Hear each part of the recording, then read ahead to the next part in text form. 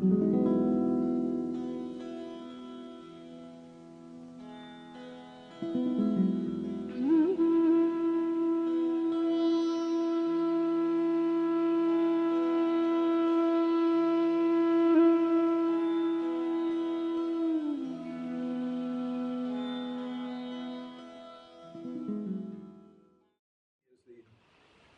Shiva in the form of the giver of knowledge. That little shrine that they worshipped at yesterday in front of the Ramanashram on the road where the bumps are, that shrine is to Dakshinamurti. Ramana had that shrine put there. Dakshinamurti, Shiva in the form of the giver of knowledge. The first teacher. Dakshinamurti means the murti, or the deity, or the image, or the icon, or the symbol that faces south. That means if you're facing south, you're situated in the north, and the north is a symbol of the south because it's permanent, it's frozen and permanent, it's unchangeable, unchanging. Whereas the south is where the sun and all the teeming riot of life takes place. So the self is looking out on the south, on the Maya, on the ever-changing reality from that solid, frozen, clear space of awareness. That the verse is to a worship or an honoring of the self as a bringer of knowledge. I need knowledge because I take myself to be something that I'm not. So it's an invocation of the self in the form of knowledge to enlighten our minds. Okay. So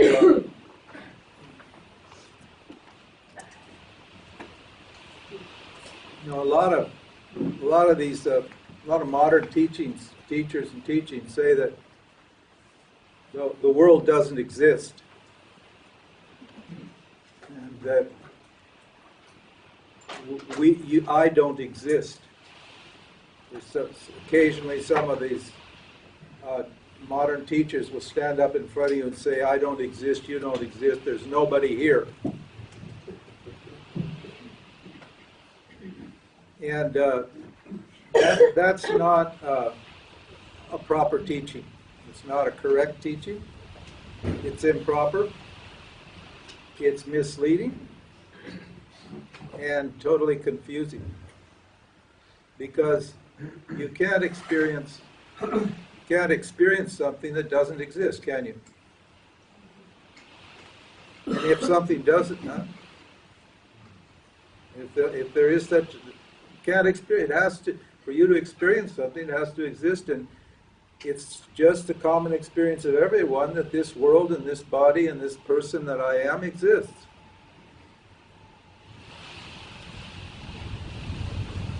So we have to take this apparent reality into account.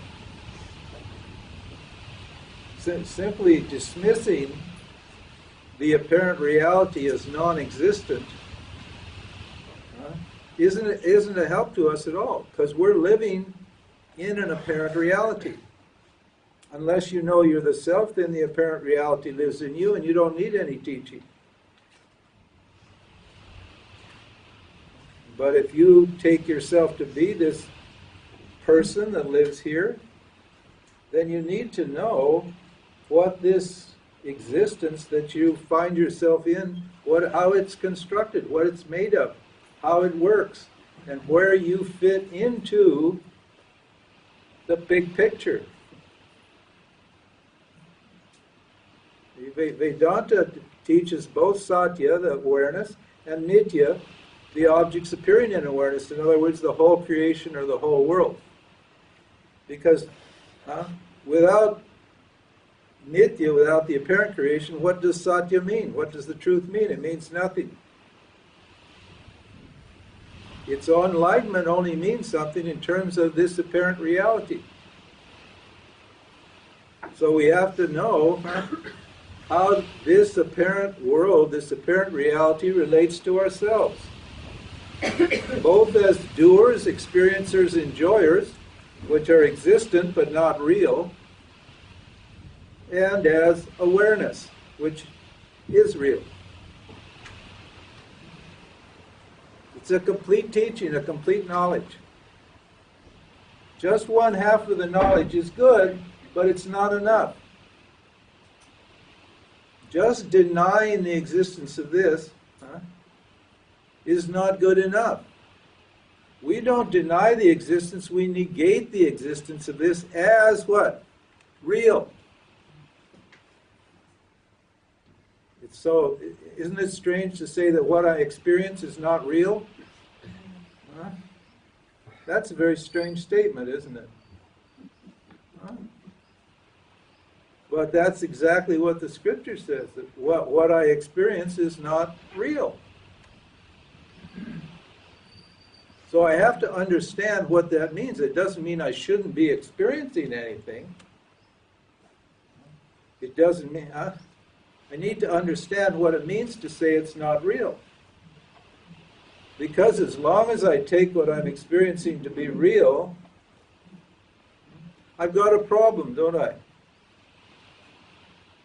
Because understanding the nature of experience and the objects of experience, if I take them to be real, real means permanent. If I take these situations that occur to me in life, my body and the instruments of experience and so forth and so on, if I take them to be real and put my attention into it and build my life on those things, I'm going to be disappointed, aren't I? Because nothing in this samsaric reality is real. It exists, but it's not real. It means it changes. It's never the same from one moment to the next. I have to assimilate the truth of this for freedom. Because if I haven't understood that and how that relates to who I am, I'm always going to be confused and I'm always going to have problems in life. So we make a big point of teaching what this world is, how it comes about, what sustains it, and what it is and what its nature is. And how the person, the experiencing entity, the person that I think I am, fits into the big picture. Because basically, our problem is that we're only focused on what we want. We're only focused on the microcosm, the little picture, on me. That's what's most important. And then the world is what? An object to be manipulated or enjoyed or avoided, depending on my likes and dislikes, depending on my fears and my desires. The world is there what? For my will and pleasure. That's how the doer thinks. The ego, or the doer, thinks. And it's that myopic concern with the doer, the small self, and we said the doer is what? Just a thought in the intellect, in the Vijnana Maya Kosha. Yesterday we defined the doer. The scripture defined the doer. It's just a thought. I am what? I am doing for the sake of enjoyment. I'm the akarta, I'm the doer, I'm the enjoyer, the bhokta. It's just a thought there. But that has become our whole life, our whole identity. And it's not understood how that doer fits into the big picture. So we have to unfold the big picture. Which means we have to explain the creation here. So Vedanta is full of creation talk. If you're just interested in the self, you'll ignore it. When I first got into Vedanta, I thought, what are they talking about the creation? I'm only interested in Brahman, in the self. And I was just always in this high state of consciousness, dismissing the world. To my detriment. So I was ignoring this person here, denying this person here, pretending it didn't exist. And and just reveling in that high state of consciousness all the time. But we do have an existence rooted here in this world. And it benefits and behooves us to understand our relationship to it. That's the purpose of the creation teachings. The scriptures are full of them, and they're huge arguments, particularly in the Brahma Sutras, which I don't recommend for anybody here. But throughout the whole Vedantic literature, discussions of the creation, how it came about, and how all the parts fit together. There's whether or not, there's a big argument, you see. The materialists say that consciousness evolved out of matter. Materialist people. That is, chemistry is destiny. That's their view. That there's just this big blob of matter, and it created as gases. Gases are material substances. I don't know how they got it all worked out in their head, but after the Big Bang and the cosmic soup came and all of the elements were cooking and bubbling and burbling in the water and the air, and the gases were all, like in a big chemical beaker, then suddenly, first thought came, consciousness popped out of the cosmic ooze and became aware of objects. And then slowly, what? The senses developed, and then the mind developed, and then the intellect developed, and then what? Conditioning happened, and then we became human beings. But the basis of life, according to materialists, is what? Matter.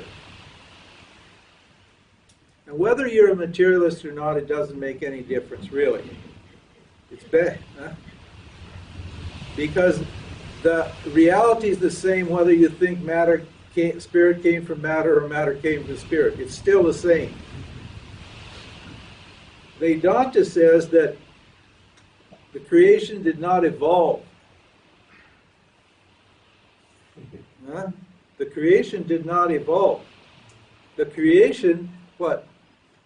Was exploded as a projection. It's just like there's this blank screen of awareness to begin with, eternal, unborn, and suddenly this power, Maya, appears in awareness and explodes this movie called the world on the screen of awareness. There's no time at all. It's called simultaneous creation. It's not a transformation like a transformation of consciousness slowly into matter, which is called involution, and then necessitating what? Evolution, the return of consciousness back to matter. It's not that kind of a transformation like milk to cheese. If you take milk and you turn it into cheese, you will never get the milk back, will you? Because the milk has become the cheese. But the creation, according to Vedanta, is a projection. It's just like you walk into a movie, you're sitting there, suddenly the screen is light, and somebody flicks on the switch on the projector, and the whole movie suddenly appears on the screen instantaneously. So it's not a real creation. It's a seeming creation. It's an apparent creation. If it's a real creation, we can't get rid of it. We can't negate it. To negate it doesn't mean we're going to throw it away. To negate it means we're going to understand that it's a seeming creation, not a real creation. That's all we need to know.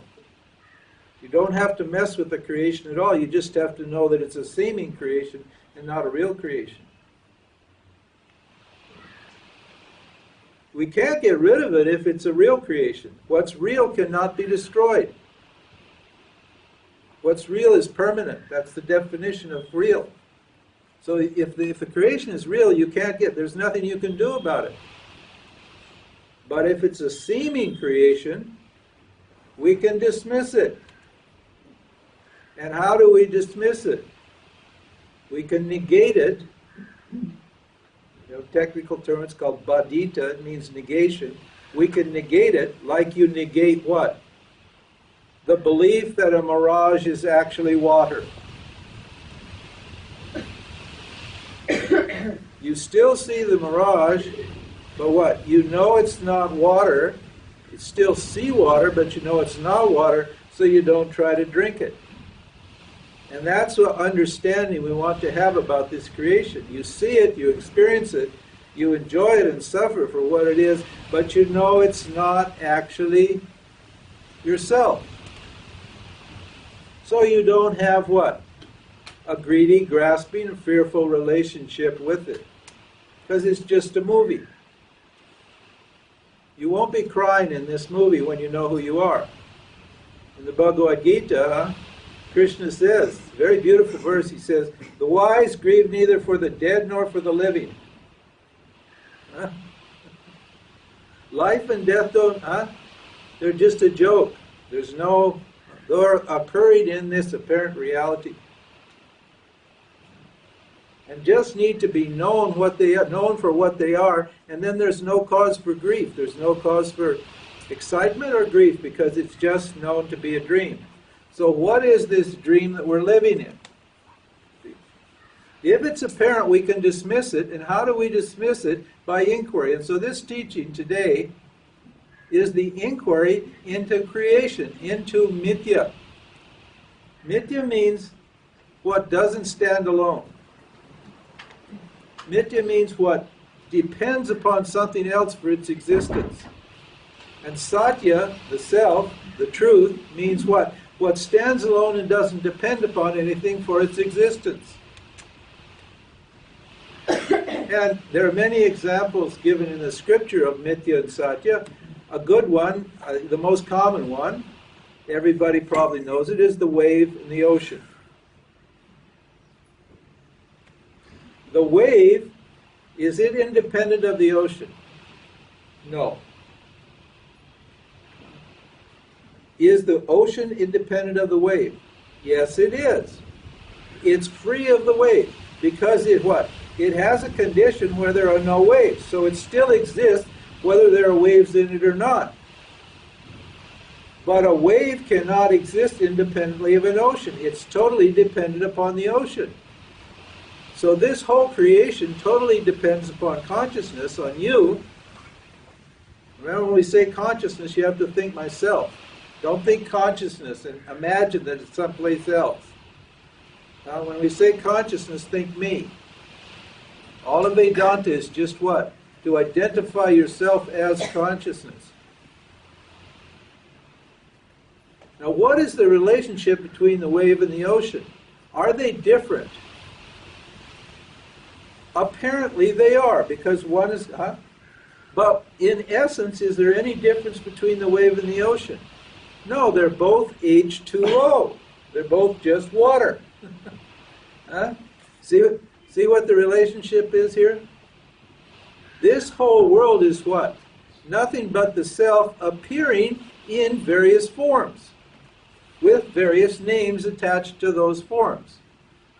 Every single thing here in creation is what? The effect, this creation, is nothing but the cause awareness in a different forms, in various forms.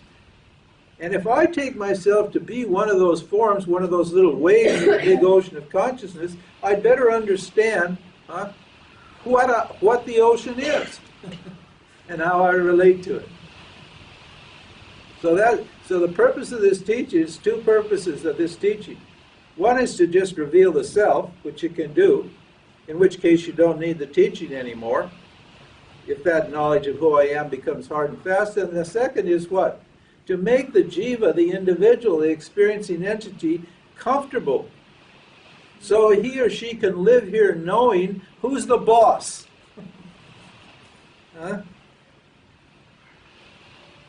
See, everybody wants to be the boss and control everything. You want to control your life. You think you're taking back your power.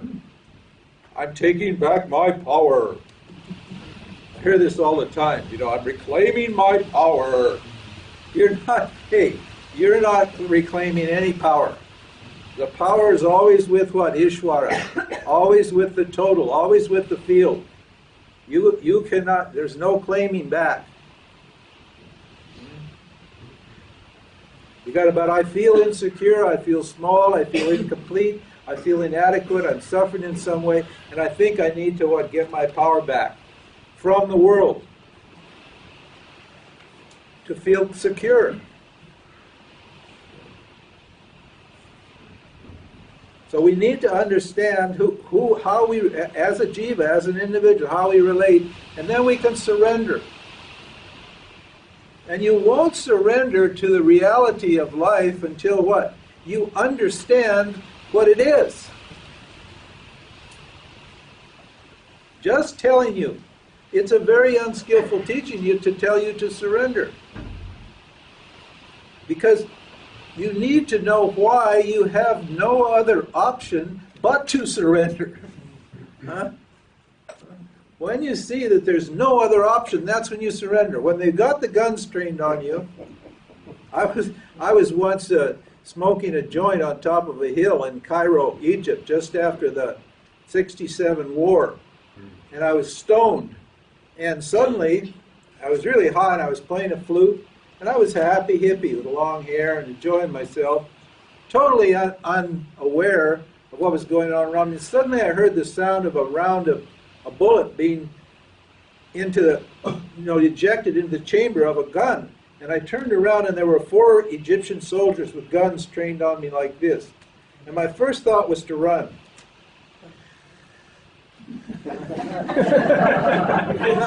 Not a good thought.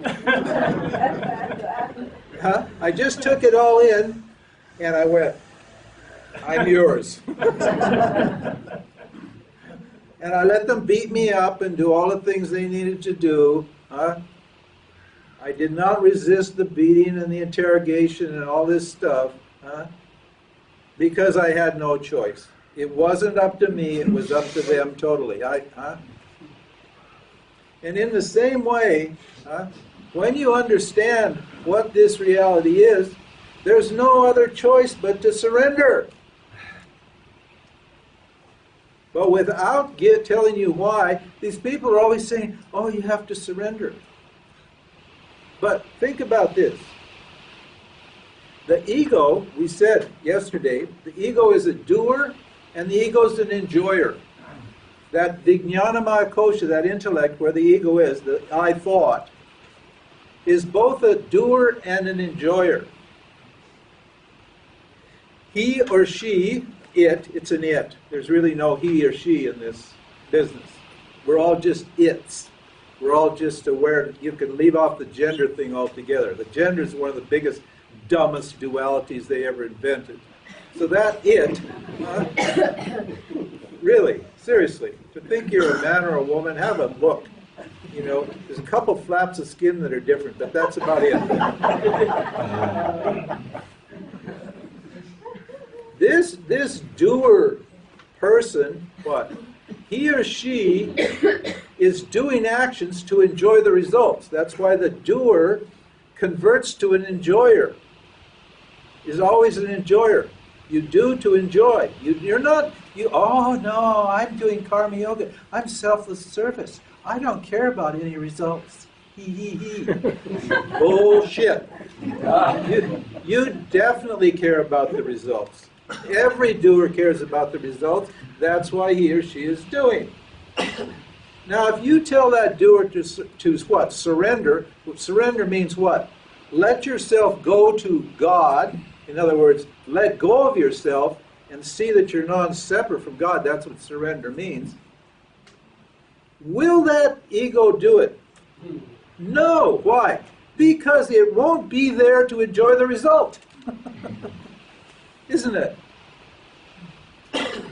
See how dumb it is to tell you to surrender? How dumb, how stupid? Honestly, these people that are teaching this are stupid. And nobody surrenders. It's a romantic notion that I'm surrendering. You got to surrender the doer. That's what you, If you surrender the doer, there's no one there to get the results, so the doer's not going to surrender anything. Until what? The self realizes that it's not the doer. And that there's no other option for the relative or apparent self but to relax and let go.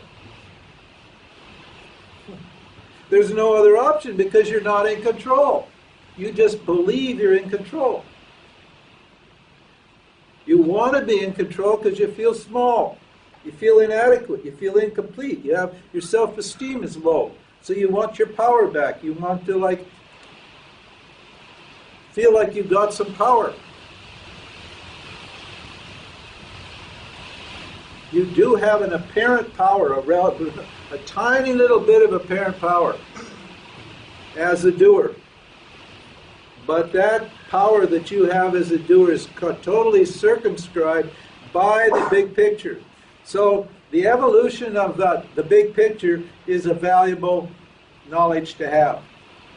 And once you see how that you understand this setup that you're born into, you got to surrender. That's all. You just will surrender. So this is a teaching. We've got the chart here. I'm sorry it's not bigger. I should have a bigger screen and so forth. But we've got awareness over here instead of at the top.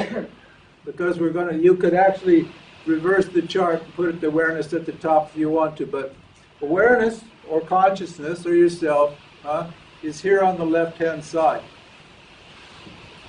And as far as awareness is concerned, there is no creation at all. From awareness's point of view, there's no creation. There's just awareness shining everywhere. That's all. In the beginning was just awareness.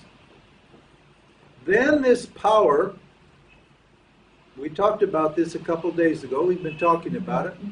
Then this power of Maya appears in awareness. It's a power, it's a Shakti. It's called Maya Shakti. It's a power. And what does it do? It does two things. It veils and it projects. Our whole psyche is nothing but what? Denial and projection. Tamas and Rajas. Those are the powers of Maya operating in the human psyche. But we're not talking now about the human psyche. We're talking about the mind of awareness. The mind of awareness is called Ishvara, or God, or the causal body. Now remember, we're on the macrocosmic level. And that power apparently hides awareness from itself and makes awareness look as if it's something other than what it is.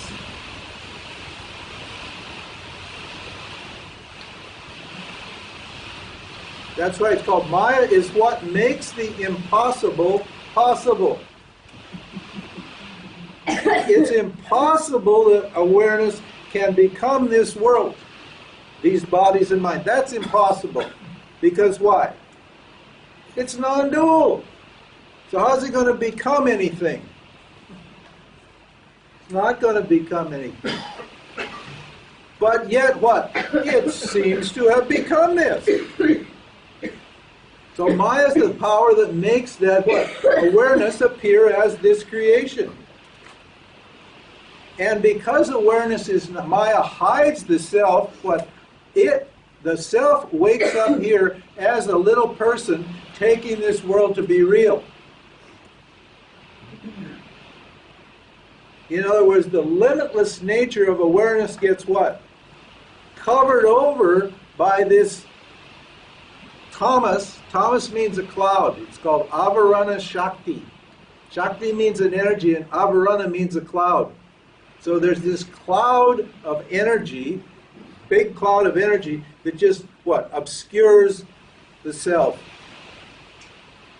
apparently obscures the self from itself. And what? The self appears as a tiny little jiva, an individual, an insect, a plant, an animal, a human being, whatever. These are all jivas. These are all awareness, but are crammed into this tiny little, stuck in these tiny little bodies here. This is what Maya is doing. It's impossible that awareness be limited like this and scrunched up in this constipated little ball of matter, but somehow it does that. And that's what Maya is doing. Now, to get the creation, and remember it's a simultaneous creation, we have 3 powers and 5 elements. 5 elements are the 5 big elements. I haven't got them listed here. You'll see them showing up over here. And three sub-energies. So Maya is called Trigunatmika Maya. Maya is what? Has 3 gunas or 3 qualities in it. For consciousness or awareness to create, and what's it creating out of? What's the substance of the creation? Awareness. Because there's only awareness, so this creation's got to be made of awareness. So awareness is the substance of the creation. And that substance is called tamas. Down here at the bottom, it's black, dark. If you want to make a pot, just to use a traditional example, you got to have clay, don't you? So tamas is what? Awareness vibrating at a real dense, slow, low, heavy material frequency so that it looks substantial. Tamas is that state of mind when you're like, ugh. Also, psychologically, tamas comes out as a dull state of mind. But on the macrocosmic level, tamas appears as what? The substance, the material of the creation. Now, this material, which is just awareness, appearing as what? At this low vibratory frequency, that substance cannot transform itself. Why? Because it's inert. Matter is inert. It has no power to change or transform itself. Yet it's constantly transforming, isn't it? Scientists tell us this. Yet what matter, which is consciousness vibrating at this frequency, is in a constant state of transformation. So how is consciousness making this dull, inert substance change? That's a power of Rajas. We've got it read here. On a psychological level, Rajas means what? Desire, ambition, emotion. Tamas on the psychological level means fear. Where things are dark and heavy, and you have no knowledge, there's no knowledge in tamas. It's just ignorance, it's darkness. You're full of fear. If you have fears, it means you have a lot of tamas in your subtle body. If fears are operating in your psyche, it means there's a lot of tamas operating here. Simply because you're in the dark about who you are and what's going on, that's all. So fear arises when you're in the dark. Okay. Rajas is that power in the psyche of ambition and desire. That's an agitating force. Rajas is called Vikshepa Shakti. Shakti means energy, and Vikshepa means a projecting power. In other words, here consciousness has the power to move or change. We observe, you can observe change. That's the power of Rajas. That's what? Transforming the substances. Now, if I'm going to get a pot out of the clay, I need what? I need an idea, don't I?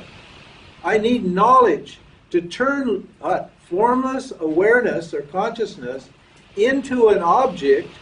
I need an idea to shape.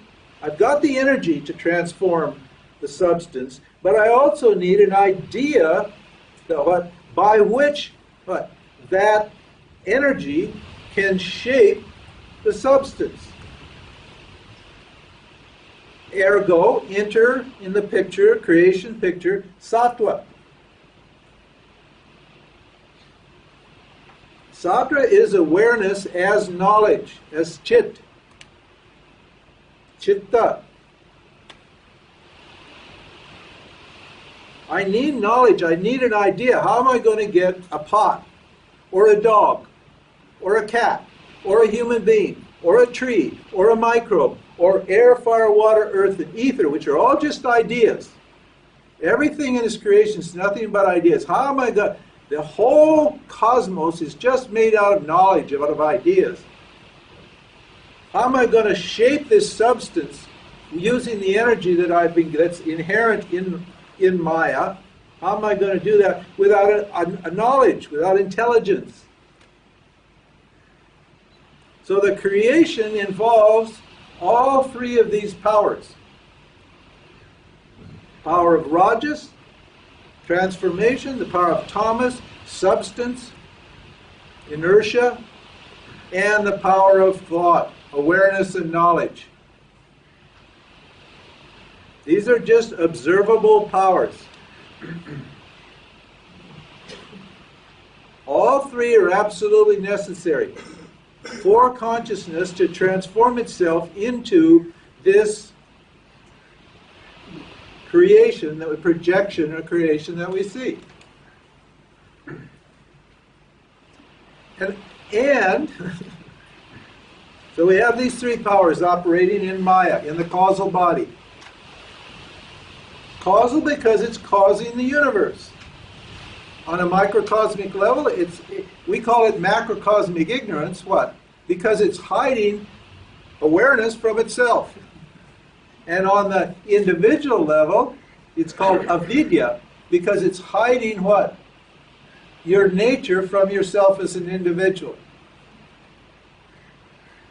On the macrocosmic level, it's called Maya, and on the microcosmic level, it's called avidya, or ignorance, personal ignorance. This is the big ignorance, and you can see this big ignorance is not ignorant, because it's created a self-aware universe, hasn't it?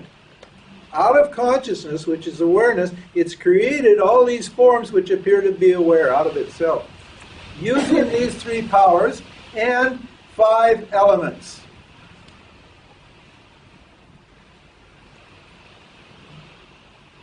There are 5 elements: air, space, air, fire, water, and earth.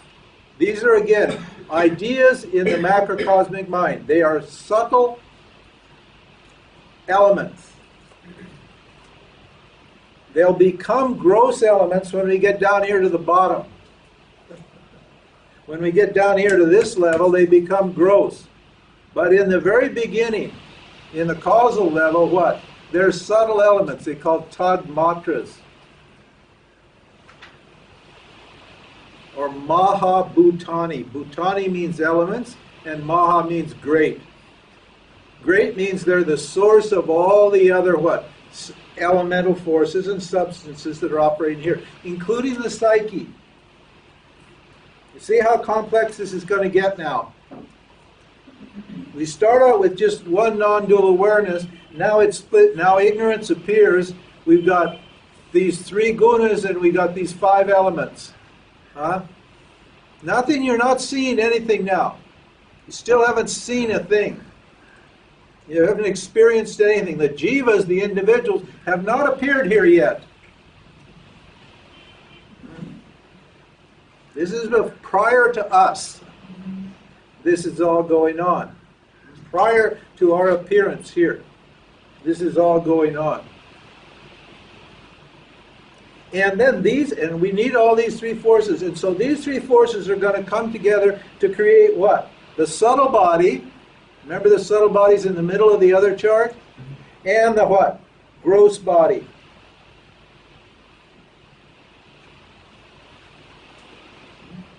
subtle body, all of it's coming from here. The effect is non-separate from the cause.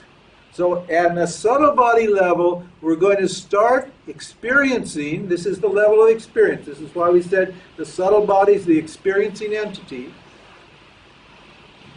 We're going to start experiencing these forces or these powers operating on the subtle body level and what? Appearing on the physical level.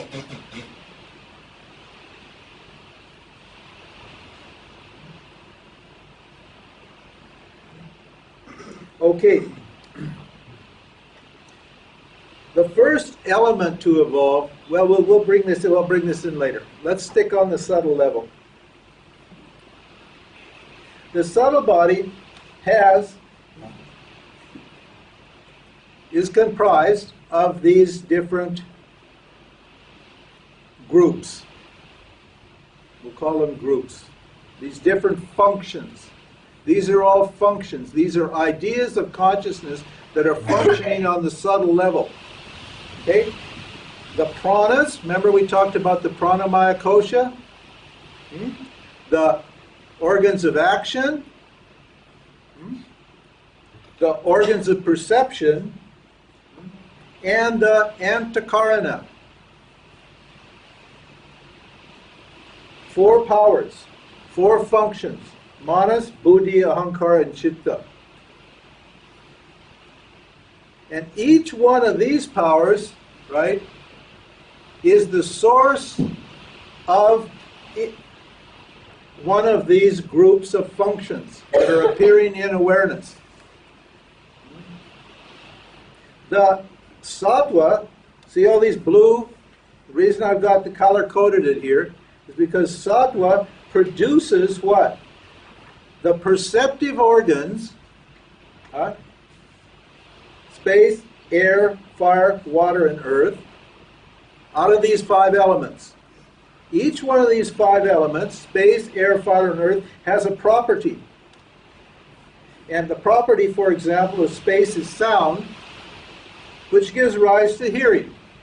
So consciousness now has the capability, an organ, to hear itself.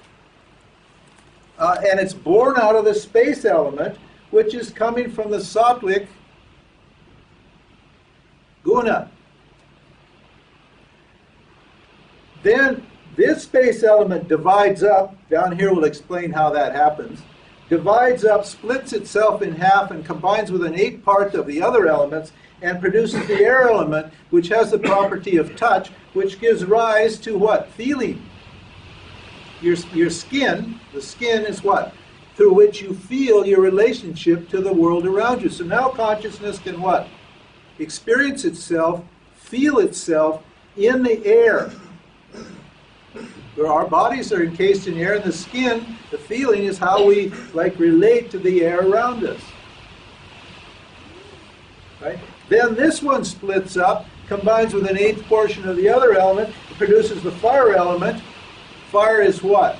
Produces light, and light gives rise to or evolves the organ of sight or seeing. So consciousness now can see itself in matter as it appears on a subtle plane. On a subtle plane it sees itself what? It has these functions. The sense organs are in the subtle body. They're not in the gross body. The sense instruments are in the gross body. The sense organs are in the subtle body. Then this one divides into half, and 1/8 portion of it, of one half, combines with an 8th portion of the others, and that produces the water element. You got the wrong element here. Earth should be down here. I made a mistake.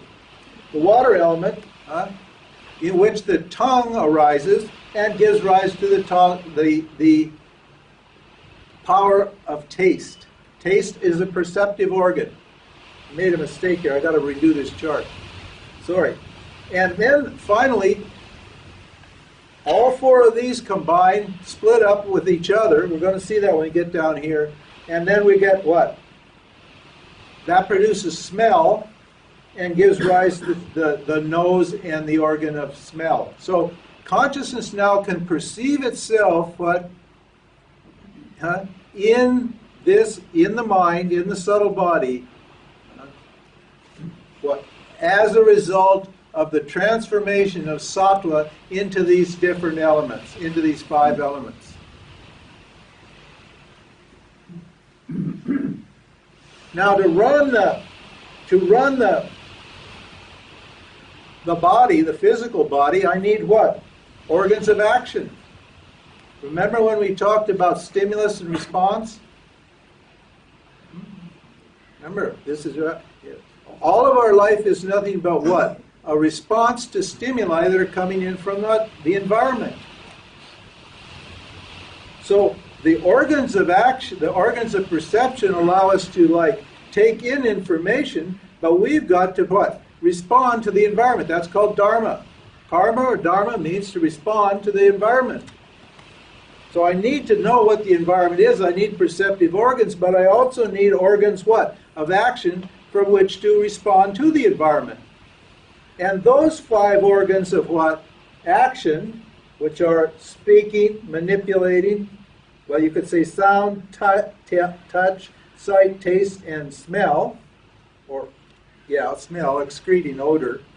These are all properties of what? The various elements. They evolve from the Rajasic portion of the 5 great elements. Rajas means the active power, so that what? They'll produce the organs of action here. So you can respond to life.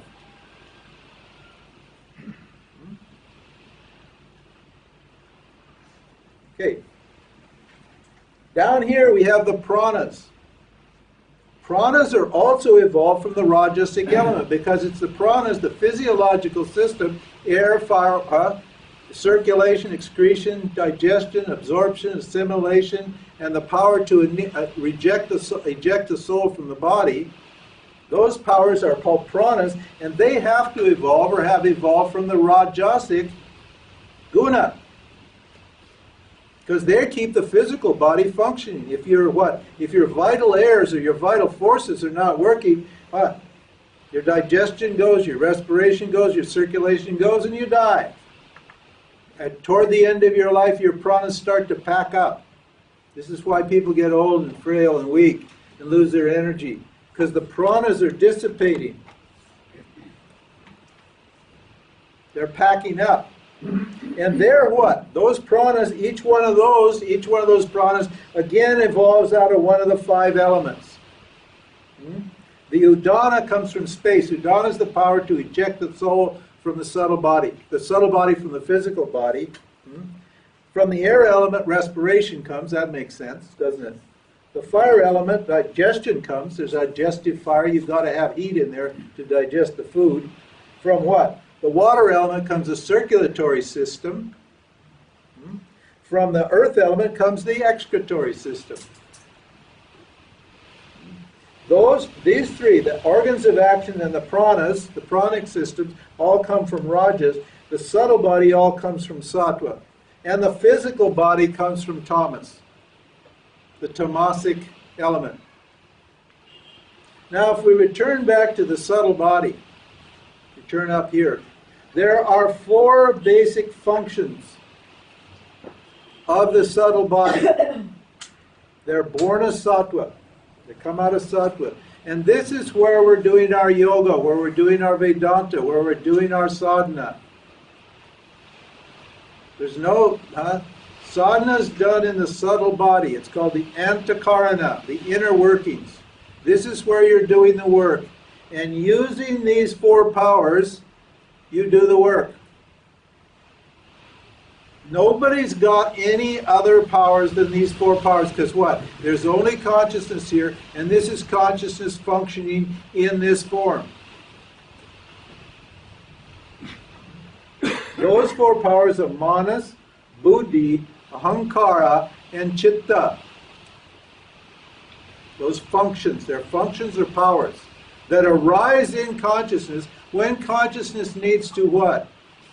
Perform a certain function or respond to itself in the dream of Maya.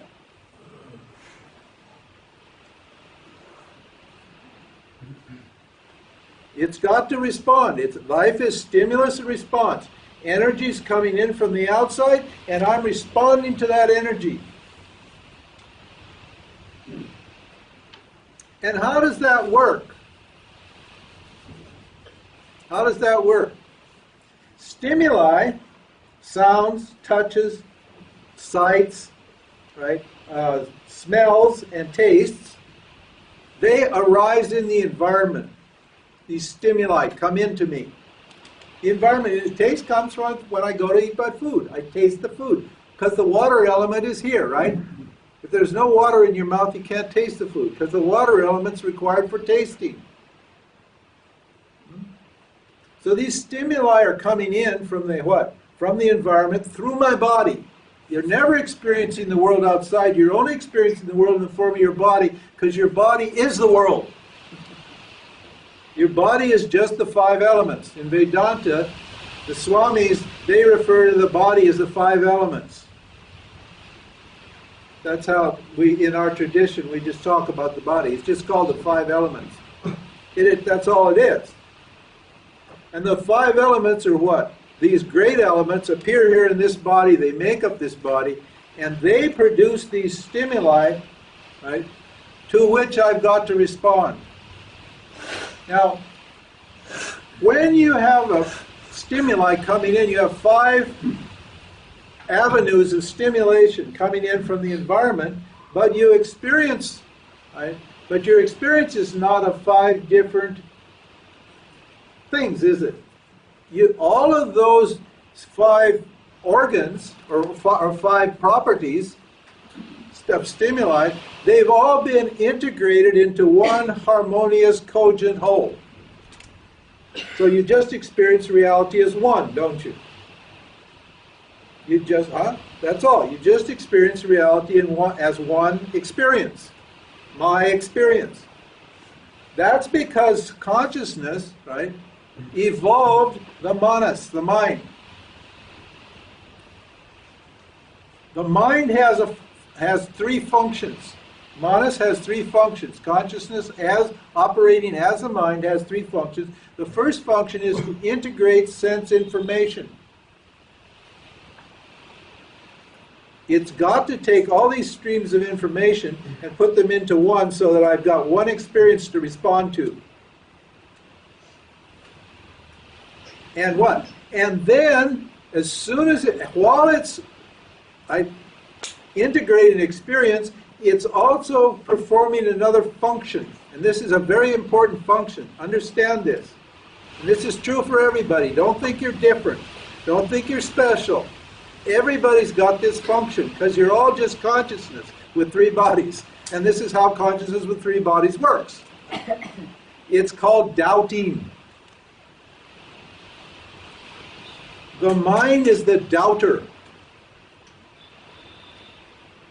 Why does consciousness doubt experience? Why when something happens do you have a doubt? What should I do now? How should I respond to this? What's going on? Isn't it? Whenever something happens, immediately your mind thinks, what's going on here? The reason their doubting function is there is because this is a Maya world. Maya means nothing is as it seems to be. This is a seeming or apparent reality here, and consciousness has got to protect itself from its own projection. So it's got to ask questions and doubt. If they tell you not to doubt, then they're religious people or parents or somebody who's trying to keep you under control. You better doubt. Believe me, you better doubt it, because nothing here is what it looks like.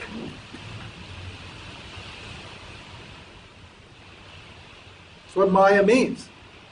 It's just an apparent reality. It looks real. You can smell it, taste it, touch it, feel it, hear it.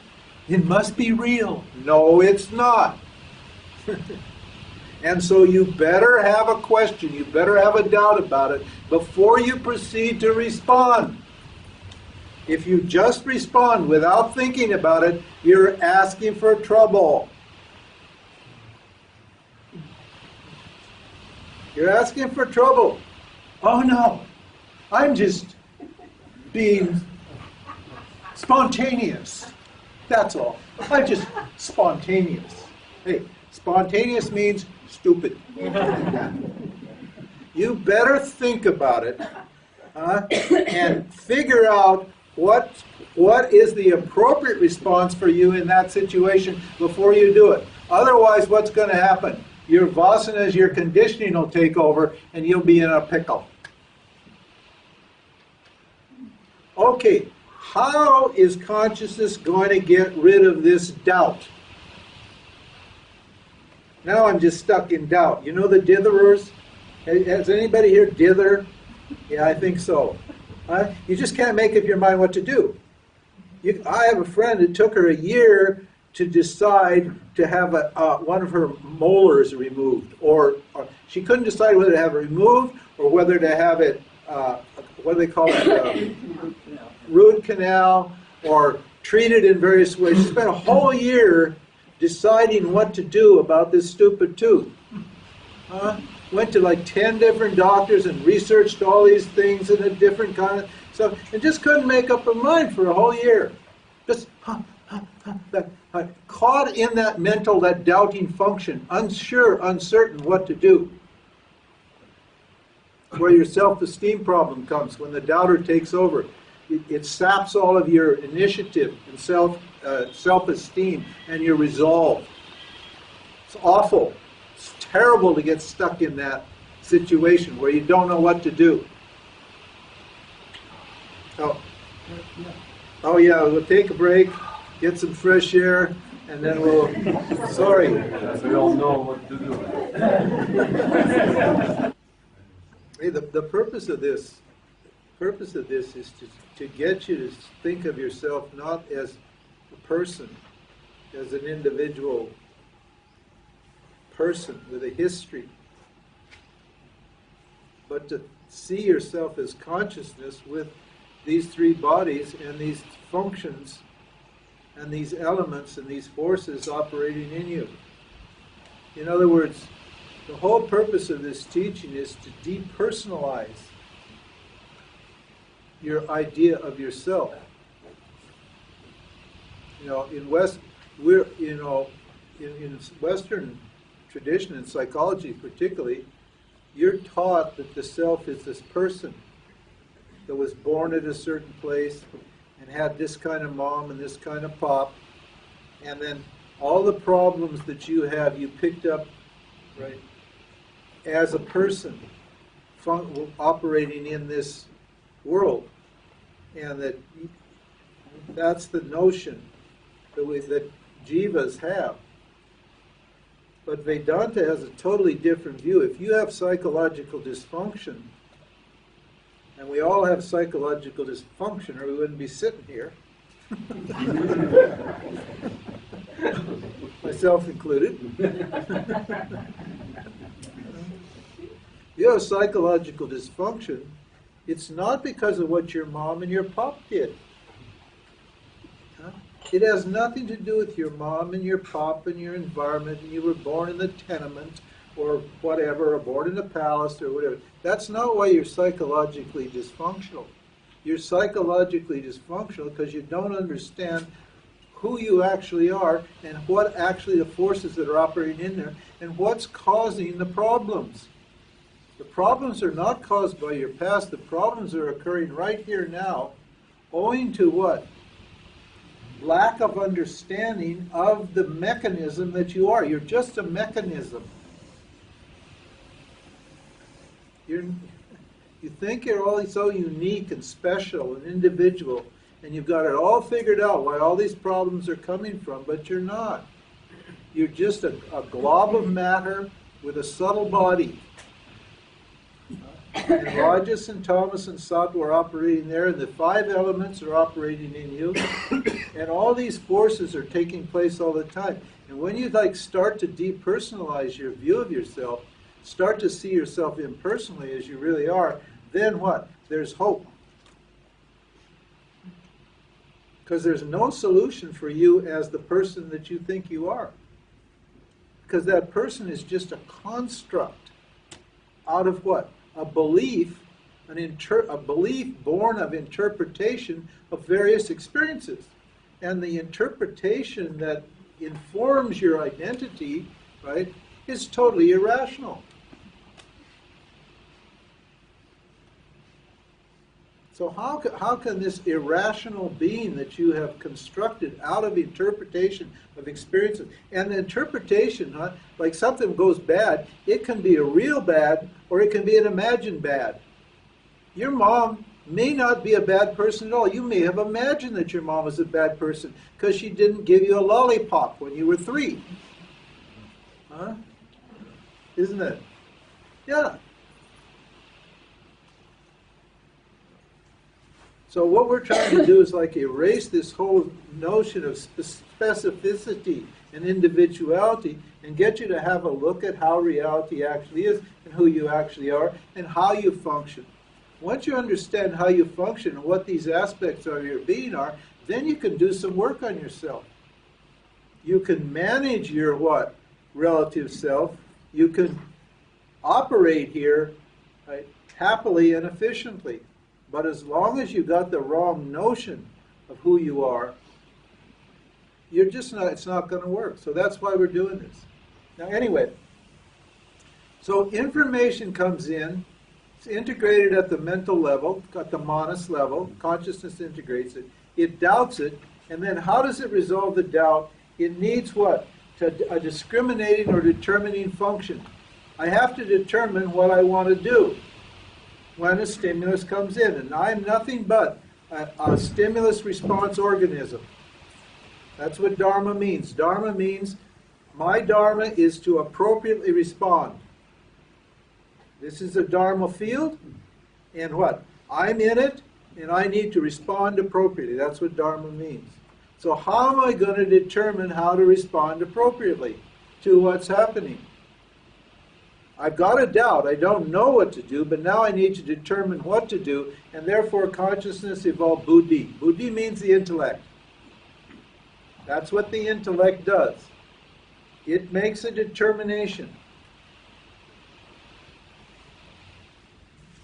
And what information and values inform your intellect's interpretation of how to respond? In other words, where are you getting the information you need to respond to what's happening to you in life? Let's just put it simply. Where are you getting that information? You're getting that information, 1, from your memory, chitta, and 2, from what? The vasanas, i.e. your conditioning. Isn't it? You respond automatically according to your conditioning. The intellect just checks what happens, what has happened before, and it responds in that way, the same way again. That's what vasanas are. That's what the vasanas are. It's just what? Let's face it. We're just robots. Our past is telling us what to do.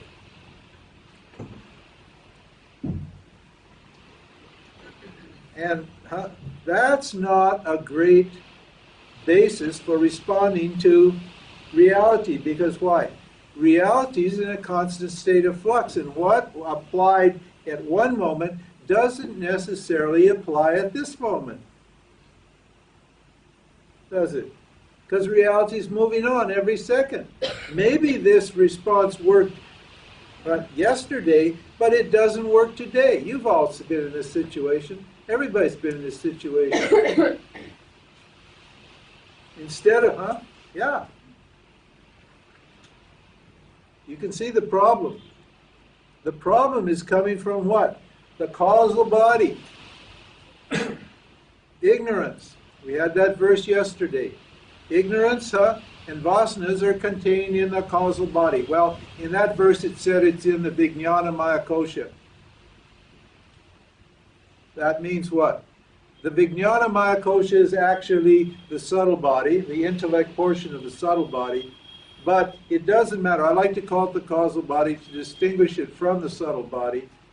But in fact, they're the same because what? Everything that happens in the subtle body is caused by what?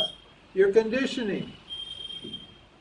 In other words, all your karma is stored here in the causal body.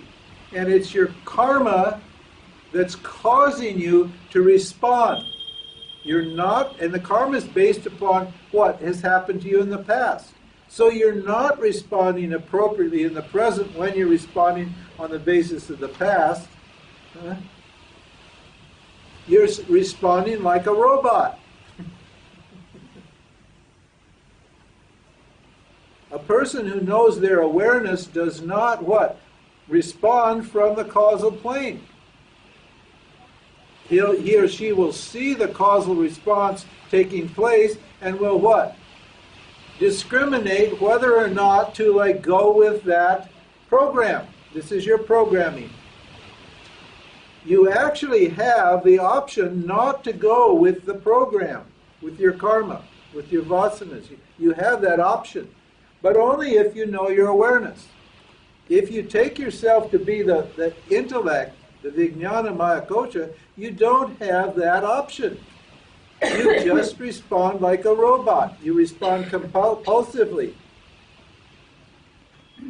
obsessively. What about the free will in this? What about free will? Yeah, we'll get to that. But that's a good question. That question should arise right now, Is there free will here? Well, maybe there is and maybe there isn't. This is a topic we'll get to, particularly when we get to the Bhagavad Gita, this question. But it certainly seems like there's no free will, doesn't it? It really looks like there's no free will. It looks like, because this stimulus and response mechanism is so instantaneous, isn't it? If I say something, if I look at you in a certain way, what will happen? If I look at you like you're a jerk, or I project that I don't like you, what will happen? Immediately you'll project that back at me. You won't respond with love. Oh, what a sweet man. I love you so much. You don't like me.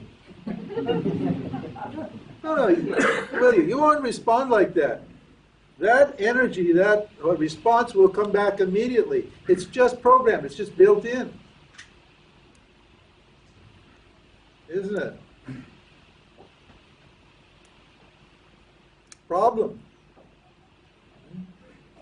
Am I free to respond or not? Do I have free will?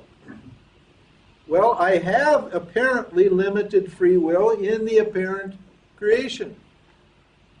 But is what? Is the setup such that what I think is free will is actually not free will at all?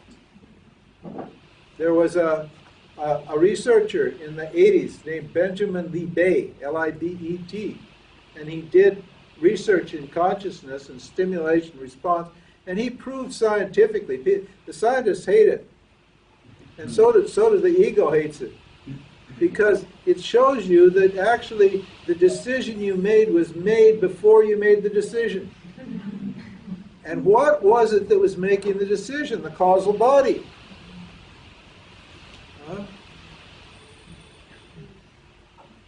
Now, I can do what? What can I do with this information?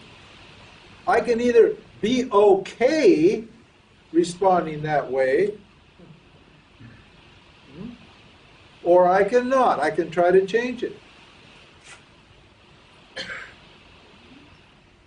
It's up to me. I can either be okay with the way I respond. In fact, in the Bhagavad Gita, one statement that's made there is, a wise person responds according to his or her nature, his or her causal body. This is your relative nature. What use is trying to control it or change it? To point out that the determined nature of the field of existence. This whole field, this is the whole field of existence, is a Dharma field.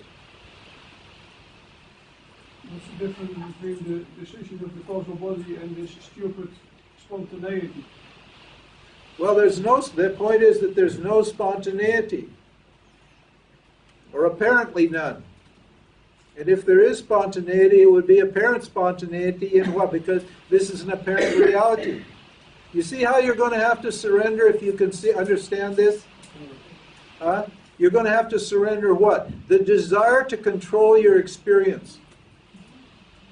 The desire to have things different from the way they are. That's the purpose of this.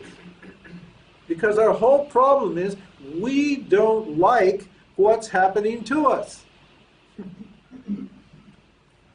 And the proof of that dissatisfaction we have with our lives is that we always want something or want to avoid something. That's the proof that we're not satisfied.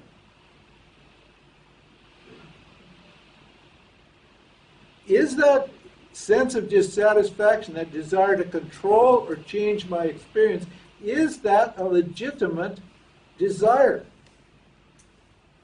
We're not saying it isn't. We're not saying it is. It is on one level, from one point of view, and it isn't from another point of view. It depends upon what point of view you're looking at the question from. But from the macrocosmic level, is that desire to have anything different legitimate? No way. You're free to look at it from Ishwar, from God's point of view, from the point of view of the Dharma field, or if you don't like it, you're free to look at it from the point of view of the individual. It's up to you. No one forces you. Consciousness is not forcing you to see yourself as what? Everything that is. Because consciousness, what? Is non-coercive. Yourself is non-coercive. Oh, God, if God's not all-powerful, God can make me see God. No, God leaves it up to you. If you want to see God, you want to understand things from God's point of view, if you can do it. If not, not. It's up to you. This is where the free will comes in. You've got a choice. How it is that I'm going to view myself, and how I'm going to view what? The world around me. Or, in the case of myself, big S, the world within me. Because from this point of view, this whole of existence appears in me. But from what? My individual point of view, but I appear to be in the world, don't I? What is it? Is the world in me, or am I in the world? What is it? How do you want it?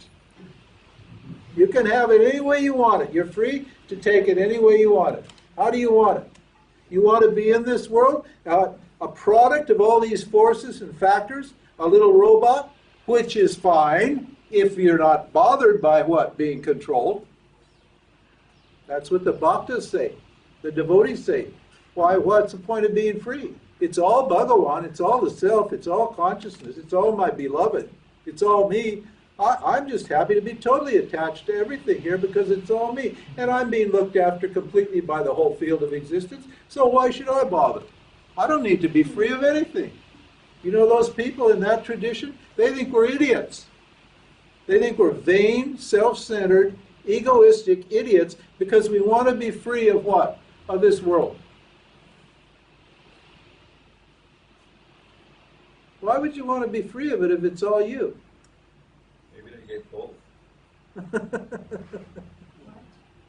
You get both. Yeah. Yeah, there's both depending on your point of view. See? How am I going to see myself? How do I want to see myself? That's the issue here. There's no law that says I have to see myself one way or the other. That's where the free will comes in.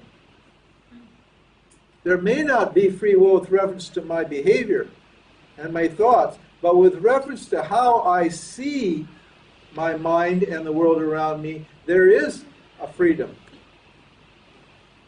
There's not a freedom until I understand what the possibilities are, but now we've got a couple possibilities here, don't we? I can either see myself as what? In this world as a person, or I can see the world in me. Krishna says in the Gita, speaking as itself, he says, they are all in me, I am not in them.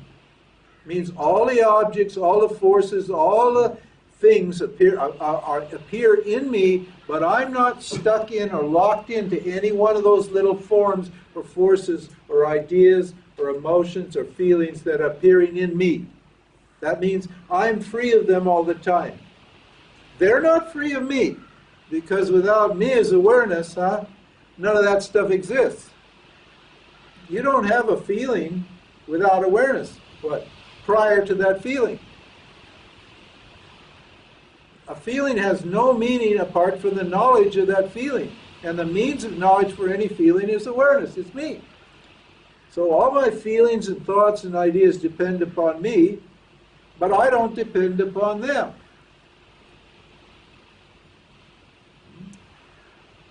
How do you want to see it? You want to take the scripture's point of view, or do you want to take your point of view? Is it a choice?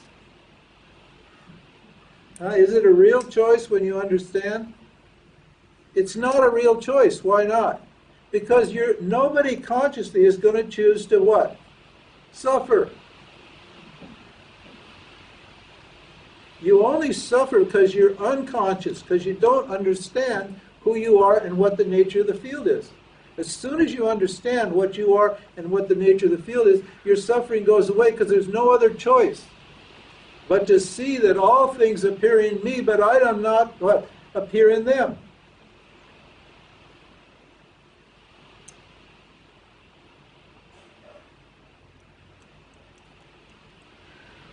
Think about it. Why do I consistently choose to think that what? I'm this small, incomplete, inadequate little body-mind entity? Why do I... When the teaching, just a simple analysis of experience, shows that you're not. This is just a simple analysis of experience. Experience shows that you're not stuck in anything. Every one of these teachings. We did the teaching on the 3 states. The 3 states teaching showed us what? That I'm not the experiencing entity. Why? Because the experiencing entity doesn't exist in the deep sleep state. So how real could this person be? How real can you be, this person that's flailing around here, chasing this and avoiding that? How real can that person be if he or she doesn't exist in one particular state of consciousness?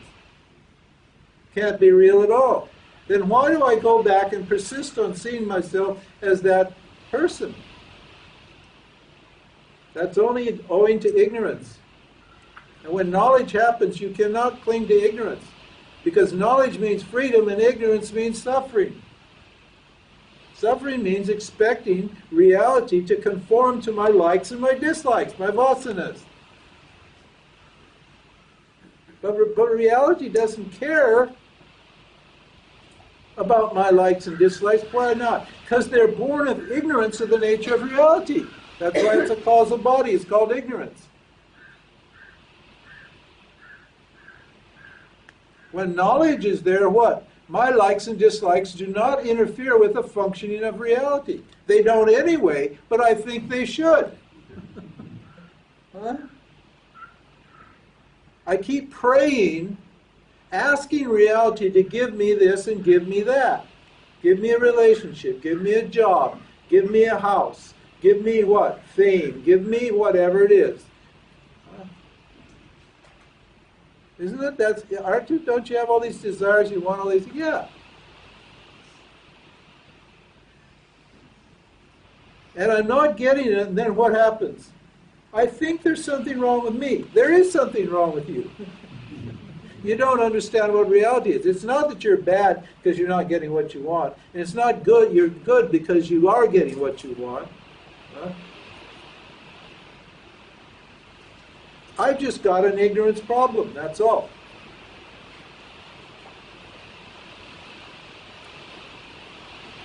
I can't choose for you. I made a choice years ago. When I understood this, I just accepted that I was awareness.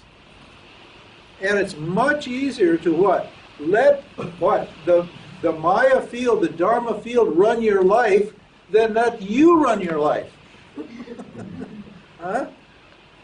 God does a lot better job on your life than you could ever do. Huh?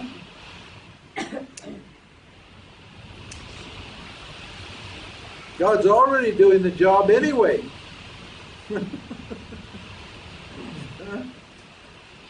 God's already doing the job for you.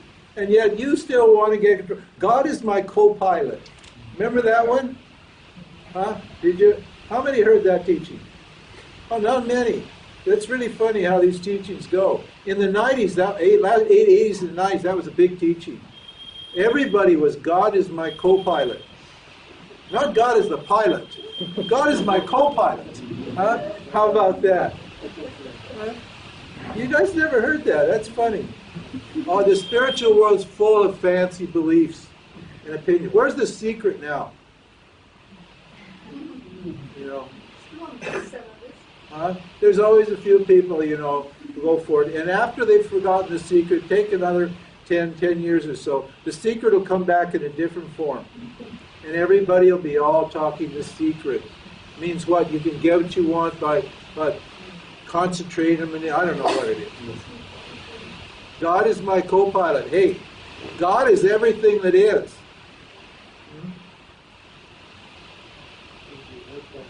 Huh? He's the airplane. He's the airplane. Yeah, he's the airplane. Yeah, he's the airplane. Exactly. The sky and the airplane and the pilot and the passengers and everything that is. That's the point of this Vedanta teaching. You're going to surrender. You got the reason now why you should surrender. The surrender is up to you. But, you know, with this knowledge, I don't see how you can draw any other conclusion than to turn your life over to God, to the self, as it's operating in this Dharma field. How can you actually come to any other conclusion if you're a rational person? And then from then on, the war starts, the battle starts, because your ego's not going to accept that. There's going to be that part of yourself that always wants to what? Get what it wants. Your likes and your dislikes are going to influence all your decisions. They're going to try to influence your decisions. This is why we say you need to what? Stand apart from your likes and dislikes and manage your likes and your dislikes. Your vasanas. They need to be managed. They're going to be there. This is not going to magically remove your conditioning, your likes and your dislikes. It's going to give you the power to manage those things and not allow those things to motivate me. Or where appropriate, allow them to motivate me, but it gives me that distance on those that are my conditioning that allows me to create the kind of life in this world that's in harmony with my true self. Because I want my life here to be as close a reflection of who I really am as possible. The degree to which my life is what? Not operating on the same knowledge and the same values as my true self, to that degree I'm going to suffer. And it's just my conditioning, my values, my vasanas that are what? Impeding and standing in the way of that actualization of myself as awareness. Now, you're never going to become perfect. At this person that we're talking about here, that people think, oh, you know, when you get enlightened, your individual self is going to merge. This is yoga. It's going to merge with the Supreme Self and you're going to become God. No, you're not. You'll always have like individual peculiarities, and you'll have like certain degree of suffering and so forth and so on here. That there's no way to turn the apparent into the real. There's a way to get the apparent clean enough so it reflects the real in a beautiful way. But it will always, your life will always only be a reflection of who you really are. It will never be who you really are because it's not what? Real. You're what's real. You're the reality. Awareness is the reality. And what? My identity as awareness is what equals what? Freedom.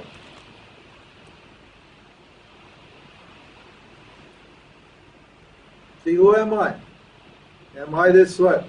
Am I limitless, non-dual awareness, or am I this little entity, individual, body-mind bundle of conditioning that I've been taught that I am? Who am I?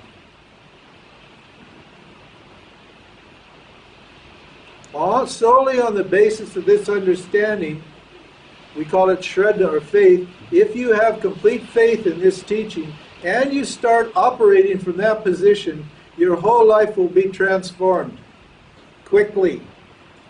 Your karmas will burn up and clean up. It may be a little wrenching at first, but the degree to which you take that fact about yourself, that I'm okay, that I'm whole, and you operate from that position, your whole life will transform. On the basis of that knowledge, you won't have to do anything other than to own that knowledge fully. The transformation will effect itself. Know the truth, and the truth shall set you free. There won't be a doer involved in this. Knowledge transforms reality, not the doer.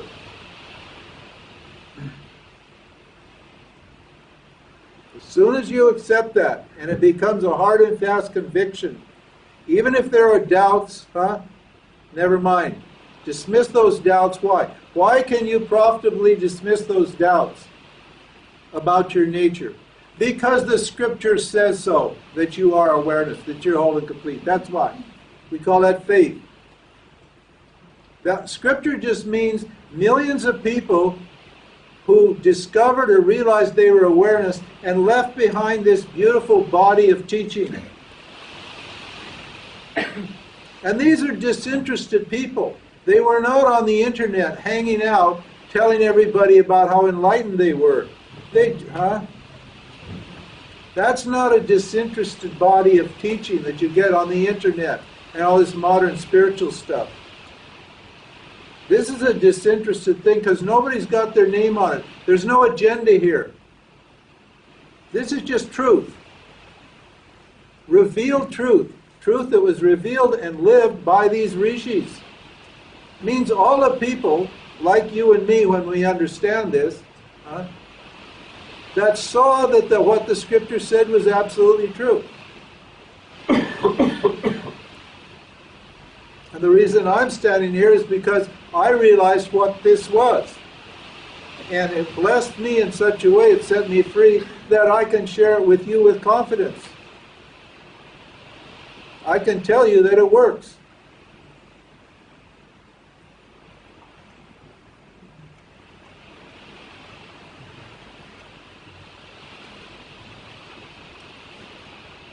So it's up to you. Who am I? Who am I? Taking a stand in awareness is what we call Vedanta sadhana. That Greg Good's book, he's got this nice book called Standing as Awareness. You are awareness already.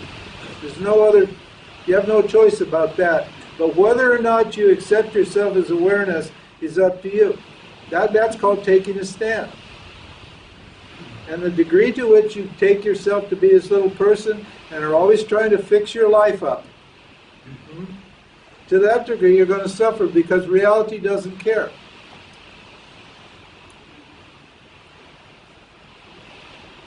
Having said that, There are certain things you can do to transform the Dharma field and to transform your mind. And we will get to those things when we get to the Bhagavad Gita, because there we're going to talk about yoga. See, we don't like throw you out the window because you can't accept the fact that you're awareness. We don't say get out of here. We only accept people who accept themselves as awareness. In fact, there's no point in teaching anybody that understands their awareness. So insofar as you don't accept that, you need to what?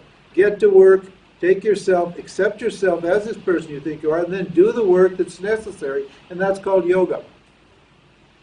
So when we finish up with this text, and this text is not teaching yoga, it's teaching jnana yoga. What we're doing here is jnana yoga.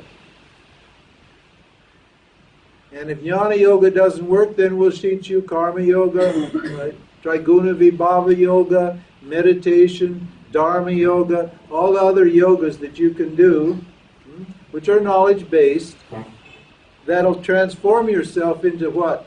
You transform your mind into an instrument that's capable of what? Understanding that the only option I have is to take myself as awareness.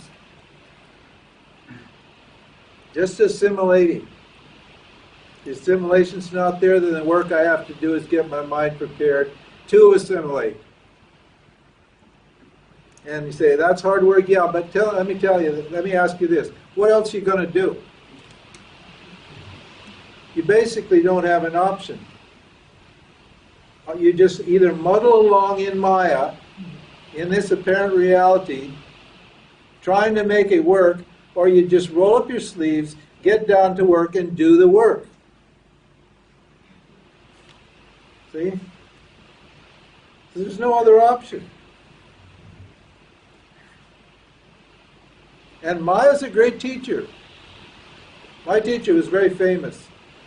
He was a great teacher. He was amazing. He had maybe 100, 200 enlightened disciples. He was very famous. In the West, nobody heard of him, but here in India, he was a household name. And very often people would give up.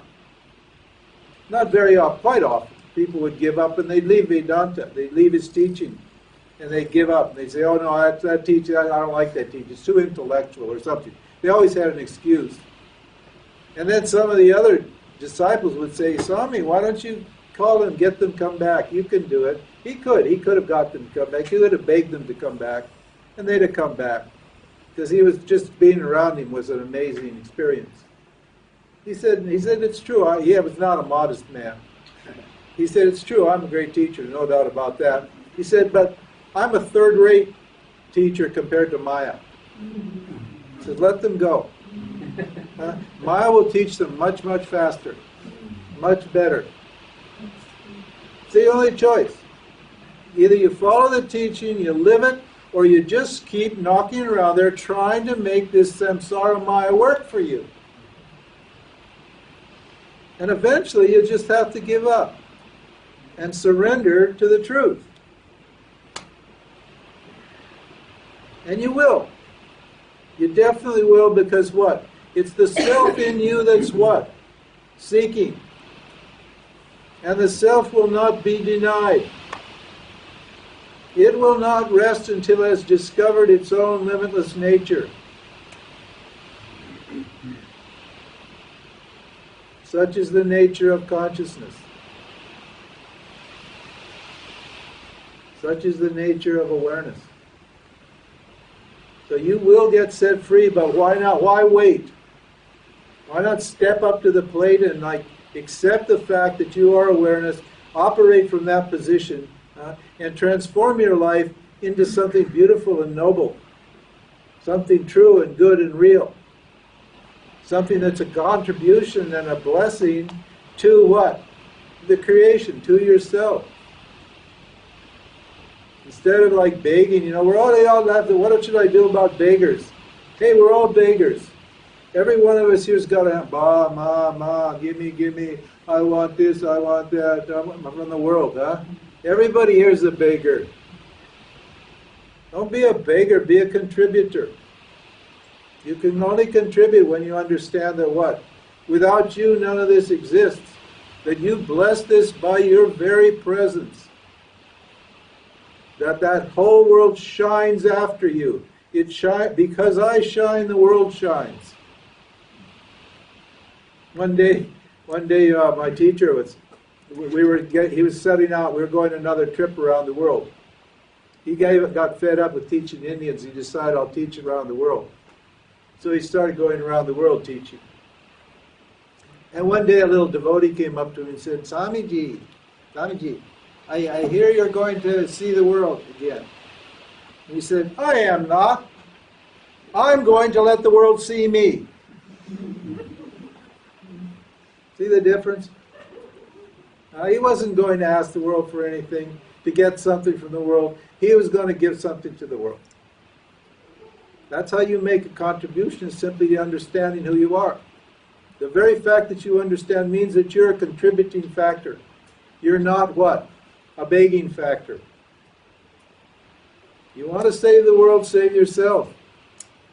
From yourself. You're your own friend, your best friend or your worst enemy. It's up to you. Okay.